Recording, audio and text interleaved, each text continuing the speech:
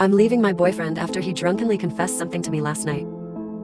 My boyfriend and I, both 29, have been together for 2 years now. Before that, we were both married and got cheated on by our spouses. We were introduced to each other through mutual friends and thought we would get along since we went through the same thing. I have told everyone us meeting that night was the greatest blessing because he came into my life at a very dark point in my life. In the past 2 years, we moved to a new town, started new jobs, and bought a house. I travel for work and he works 90 hours a week, so we both have no desire to have kids. I have a brother 31M who has been with a woman since 2020. They were supposed to get married, but called it off in 2022. Since then, they have been on or off together and really don't have a great relationship. That was until November when his girlfriend found out she was pregnant and they decided to get serious. They bought a house and have been going to couples therapy. Their relationship seems to be working out now since they had their baby. They decided to host a 4th of July party at their house. I attended with my boyfriend. I spent most of the night helping with cooking and helping my brother's girlfriend set up and watching my niece. Like every 4th of July party, there's people getting way too drunk and starting to act up. Once mostly everyone had left, my boyfriend and me, brother and his girlfriend, and a couple friends were sitting by the fire and having a few drinks. My boyfriend had a few too many drinks and was starting to act drunk. He started telling random stories, and after a few random stories, he says brother's GF's name. Remember when he used to hook up last year? My brother's girlfriend looks at him in shock, then starts apologizing to me. I just sat there in silence before leaving. Immediately after, I got texts from his GF, my BF, and brother all trying to fix things and saying he didn't mean to tell me. His girlfriend texts me the story and says that they hooked up for a couple months while I was working in another state and she was broken up with my brother. I haven't replied to anyone's texts, just spent the morning packing all my stuff from the house and leaving with my car and the truck I bought for him. I already feel so much happier knowing what he did to me, and now that he's gone. I remember being so jealous at the time, and it took me a while to reconcile that my own family was toxic.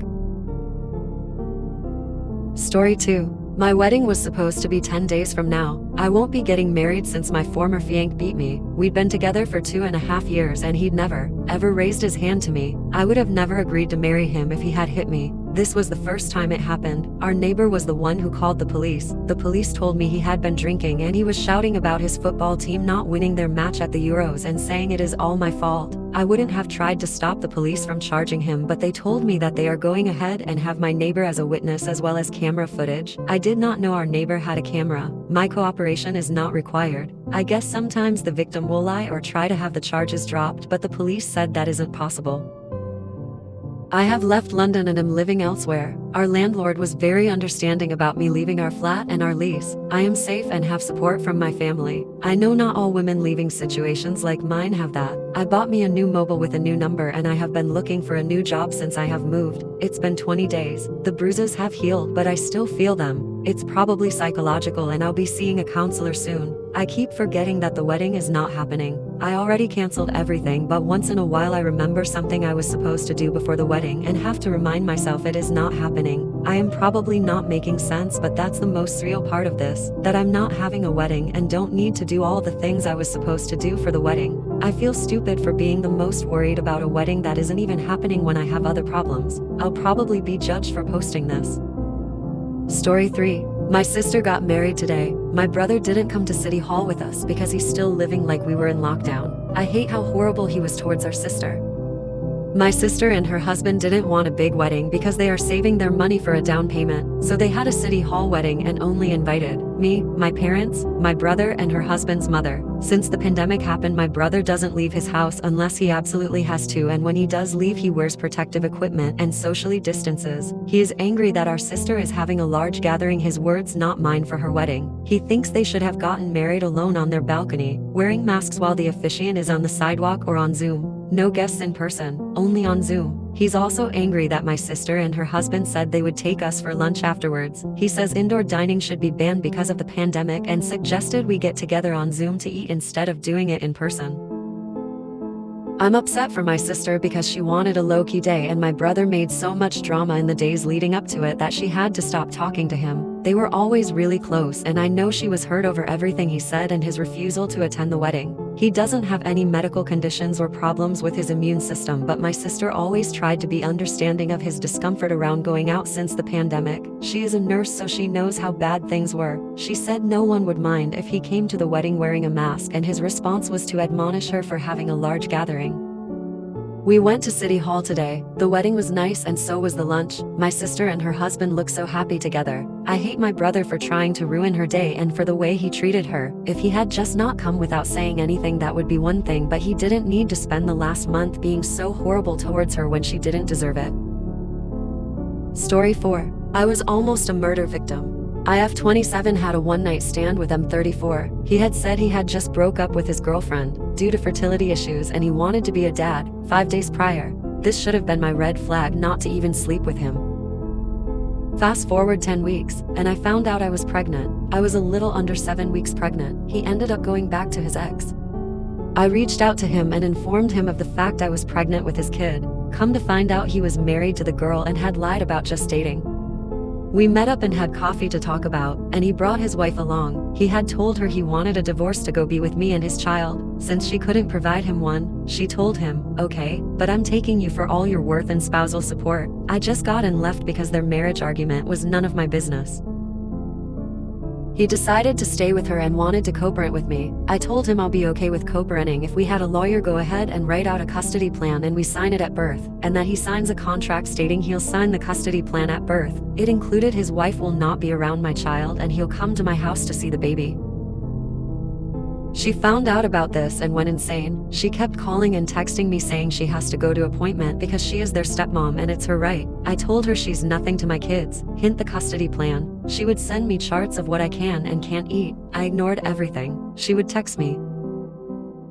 When I started ignoring her calls and texts, she started showing up outside of my doctor's office waiting for me. She got appointment times and wear off his phone that I texted him. She was denied access to go back, and then when I came out with ultrasound, she demanded to see them. At this point I had enough. I yelled back at her and said, "No, I'm not your surrogate. It's not my fault you can't carry child and your husband lied about being single. You'll never be around my kid. Come near me again, I'll have you arrested and put in the crazy house."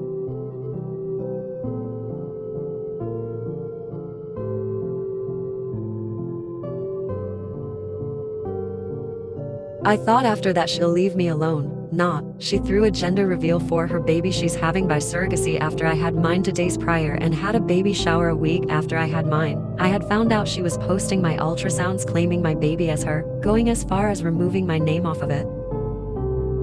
She had shown up to my work trying to get me to go with her. There was a rumor she going to try to harm me to take my baby. At this point he had decided he had enough as well and served her divorce papers and asked her to go get some mental help. She had been pulled over and a gun and knives were found in her car near my house. I went and got a restraining order, but she still tries to get in contact.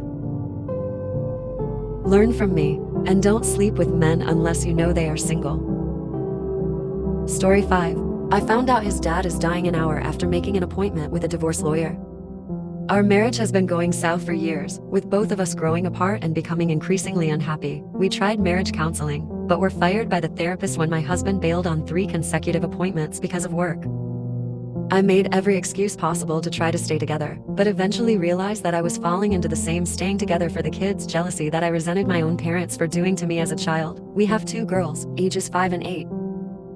So after a particularly shitty Christmas week when my husband spent 80% of the week at his parents' house, they live across the street and he is constantly over there, like only sleeps and showers at our house and is over there the rest of the time, and he and I fought constantly. I decided it was enough. A week later, after doing my research, I reached out to a divorce mediator to figure out what the next step should be. An hour after I sent the email, my husband informed me that his father had been diagnosed with terminal cancer and given 6 months to live. It has been 7 months since then. My father-in-law, who I love dearly, is still alive and we're helping to take care of him. My heart breaks for my husband who is grieving the soon loss of his dad and best friend. It breaks for my kids who are watching their grandfather die. I never met with the lawyer, but things have not gotten better in our marriage. In fact, they have gotten worse. I often feel that my husband is taking out much of his anger and grief on me. What little time he spends at home with me is spent arguing. I've allowed the resentment to get the best of me and treat him with little respect, and my girls see it. I know they do. But I just don't know what to do. How can I do this now when we're all grieving? But also, it's not like there's ever going to be a good time. I'm just so overwhelmed with grief and heartbreak and helplessness and anger. I stole my neighbor's cat for a few hours last night.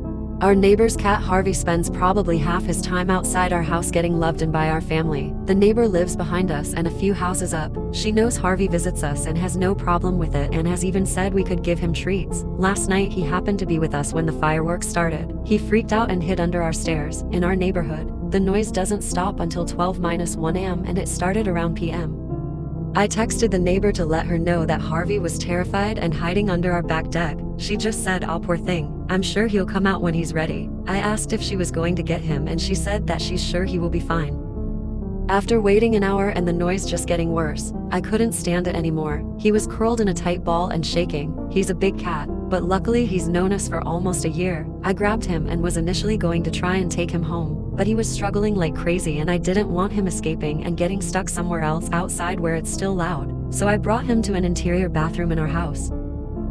It took him a while, but he eventually calmed down with me sitting with him. It stopped shaking and started purring and exploring the bathroom. I let him back outside around AM. When I was sure the fireworks were done, I hated letting him go. I hate that he's an outdoor cat and worry all the time that he will get hurt. I know he's not our cat and I shouldn't have gotten attached to him, but it was impossible not to. I'm glad we were able to give him some comfort last night at least. He's an older cat as well and I was nervous he might have a heart attack or something.